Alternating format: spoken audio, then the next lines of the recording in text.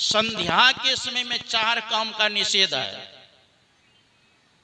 कौन कौन निषेध है? संध्या के समय जब संधि बेला होता है उस समय भोजन नहीं करना चाहिए। भोजन करने से उस समय उदर में जो है बीमारी होता है, पेट में बीमारी होता है। संधि के समय भोजन नहीं करना चाहिए।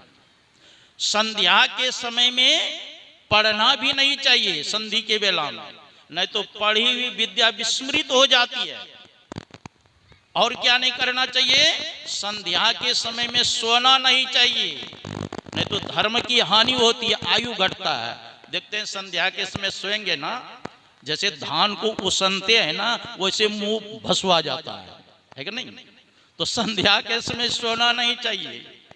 और संध्या के समय मैथुन नहीं करना चाहिए, नहीं तो राक्षस संतान उत्पन्न होगा। यह प्रसंग आपको पढ़ना है। कश्यप ऋषि और दिति का संवाद पढ़ लीजिए। तो संध्या के समय क्या करना चाहिए? बैठ के भजन करना चाहिए। ऐसे कश्यप ऋषि संध्या कर रहे थे और दिति के अंदर में वासना जागृत हो गई। गए कश्यप ऋषि के पास। कश्यप ऋषि ने कहा, देवी 2 मुहूर्त रुक जाओ, अभी संध्या के समय भगवान शंकर वृषभ पर चढ़ करके विचरण करते, इसलिए 2 मुहूर्त रुक जाओ। नहीं मानी। संग क्या कश्यप ऋषि ने कहा, तुम्हारे गर्भ से जो संतान हुआ वो राक्षस होगा। और वही संतान कौन हुआ? हिरण्यकश्यप और हिरण्याक्ष। तो बहुत विनती किए कि मेरे अपराध को क्षमा कीजिए, पश्चाताप करने लगी। तो कहा, तुम्हारा जो पोता होगा ना वो भगवान का भक्त होगा, वही प्रहलाद होगा। तो 4 काम का निषेध बताया। फिर क्या करना चाहिए? बैठ करके भजन करना चाहिए। अभी हम लोग क्या कहते हैं, महाराज जी फुर्सत ही नहीं मिलता है ध्यान करने का। द्वापर युग में दिन भर युद्ध करते थे, रात में बैठ करके भजन करते थे। एक बार दुर्योधन गए भीष्म पितामह के पास, कहा, दादाजी आप तो युद्ध करते हैं लेकिन मन से युद्ध नहीं करते हैं। कहा, अरे दुर्योधन, रोज 10,000 महारथी को मैं मारता हूं, तब मैं अपने रथ को पीछे करता हूं। दुर्योधन ने कहा, दादाजी और को मारने से क्या लाभ, खाली 5 पांडव को समाप्त कर दीजिए ना, और मारने की जरूरत नहीं है। आवेश में आकर के भीष्म पितामह ने कहा, लो कल मैं 5 पांडव को समाप्त कर दूं। अब तो कौरव के दल में खुशी छा गई और पांडवों के दल में विषाद।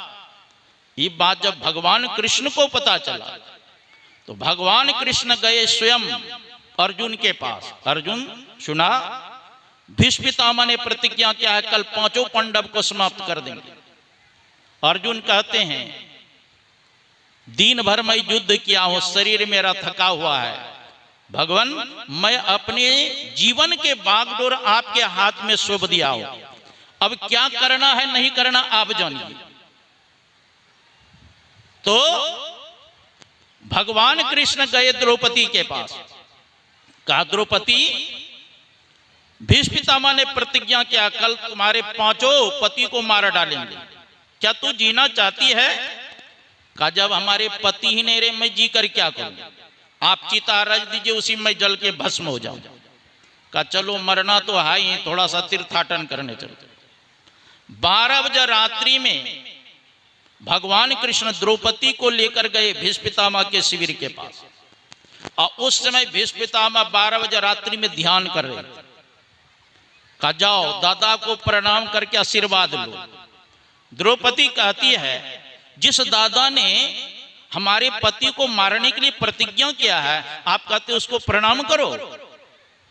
भगवान कृष्ण का मेरा आदेश है, जाओ प्रणाम करने।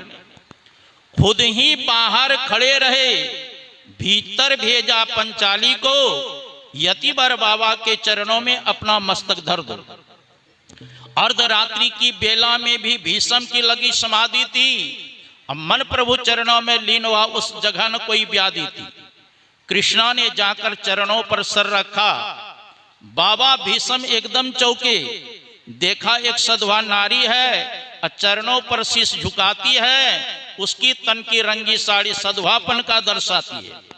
आशीर्वाद मुख से निकला, सौभाग्यवती भव हो बेटी, तेरे हाथों से मेहंदी का रंग न छूटे बेटी, सौभाग्य तुम्हारा अचल हो, सिंदूर से मांगना खाली हो, वर देता हूं मैं यह बेटी तू वीर कुमारी वाली हो। कृष्णा ने सुनकर तुरंत कहा, द्रौपदी ने, कृष्णा ने सुनकर तुरंत कहा, बाबा यह क्या बतलाते हो, कल और आज कुछ और कहा, तुम सत्यवर्ती कहलाते हो। मेरे 5 पतियों में से यदि एक भी मारा जाएगा, आशीर्वाद बाबा क्या तेरा झूठ नहीं कहलाएगा। हाथों का मेहंदी रहने दो, साड़ी का रंग उड़ावो ना, और सिंदूर जो मेरी मात का है बाणों से उसे मिटाओ ना। अब आया हौस पितामह को, हाथों से माला छूट गई, अब प्रभु चरणों में लगी हुई चित्त चोर समाधि टूट गई। बोले बेटी इन प्रश्नों का उत्तर मैं पीछे ही दे पाऊंगा, तेरे सौभाग्य का निर्णय भी मैं पीछे ही कर पाऊंगा। एक बात खटकती है दिल में, हैरान हूं जिसने कर डाला, बतलाओ बेटी वह कहां छिपा इस जगह तुझे लाने वाला। बूढ़ा होने को आया है पर अब भी नहीं गई चोरी, नित नई नीतियां चलती है, तुमसे चोरी मुझसे चोरी। पुत्री तूने मेरे कुल को इतना पवित्र कर डाला, पहरा तेरा देता होगा जो विश्व रचाने वाला है। उठकर देखा बाबा ने, डिहोड़ी का दृश्य निराला है, अब पीताम्बर का घूंघट डाले खड़ा वो बौसरी वाला है। चरणों से जाकर लिपट गए, छलिया छलने को आया है, अब भक्तों की रक्षा करने को दासी का भेष बनाया है। कहते हैं द्रौपदी का जूता था पीताम्बर के कोने में, और उर्मे करुणा का भार लिए लगे पीताम्बर रोने में। हे दुर्पसुता मेरी बेटी, जाओ विजय तुम्हारी है, अब पतियों का बाल न बाका होगा जब रक्षक कृष्ण मुरारी। जाके राखे साइया मार सके न कोई, बालन बाका कर सके जो जग मेरी हो। मेरा कहने का मतलब है कि देखिए 12 बजे रात्रि में भी भीष्म पितामह ध्यान करते, तो हम लोगों को करना चाहिए कि नहीं करना चाहिए। हाँ, कुप्पा घाट में एक सत्संगी आए, गुरु महाराज से हाथ जोड़ करके निवेदन करते, हजूर ध्यान में मन लगे आशीर्वाद दीजिए। गुरु महाराज कहते, देखो जी मेरा आशीर्वाद तुम्हारे पास जाता है और तुम ब्रह्म मुहूर्त में सोए रहते हो, इसलिए आशीर्वाद उठ करके लौट आता है। ध्यान नहीं करते थे, खाली कहते कि आशीर्वाद दीजिए। इसलिए चरणदास जी महाराज ने कहा, दिन को हरि सुमरन करो, दिन भर क्या करो, परमात्मा का स्मरण करो, जप करो। दिन में हरि सुमरन करो और रैन जागी कर ध्यान, और रात में जग करके ध्यान करो। ध्यान कौन करेगा, जो गला भर भोजन कर लेंगे। एक व्यक्ति का शादी हुआ, अब पहले गया ससुराल, तो सासू माँ ने अपने दामाद को चौका घर में बैठाया भोजन करने के लिए, और गरम गरम रोटी है ना चूल्हा से उतार के सीधे थाली में डालते थे। कई रोटी खा गए, है ना 15-20 रोटी खा गए, बस बोल ही नहीं रहा। सासू माँ कहती है, जमाई जी अरे बीच बीच में जल पी लेना चाहिए। कम माता जी बीच आएगा तब ना जल पियेंगे, मतलब 20 रोटी खा लिया अभी तक बीच आया ही नहीं, तो कंठ भर भोजन कर लेंगे तो भजन बनेगा। हाँ, एक भाई गए थे अपने बहन के पास, बहन अपने भाई से कह रही थी, आ गए 20 रोटियां भैया, मतलब 20 रोटी खाता था। कहा नहीं बहन आजकल भूख मर गया है, तो कितने खाते हैं भैया, 2 बार 5-5, 1 बार 10, एक कढ़ाई दाल खाए इसी में बस। तो ऐसा भोजन करेंगे भजन बनेगा। तो चरणदास जी महाराज कहते दिन को हरि सुमरन करो, रैन जाग कर ध्यान, अब भूख राखी भोजन करो तजी सोवन को।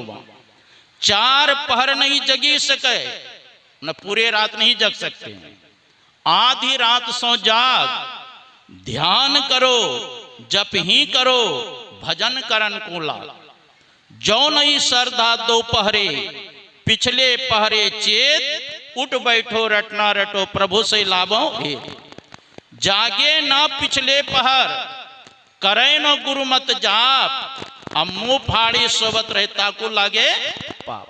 ब्रह्म मुहूर्त में उठ करके जो ध्यान नहीं करेंगे उसको पाप लगेगा, और जब रोज पाप लगेगा तो ध्यान बनेगा।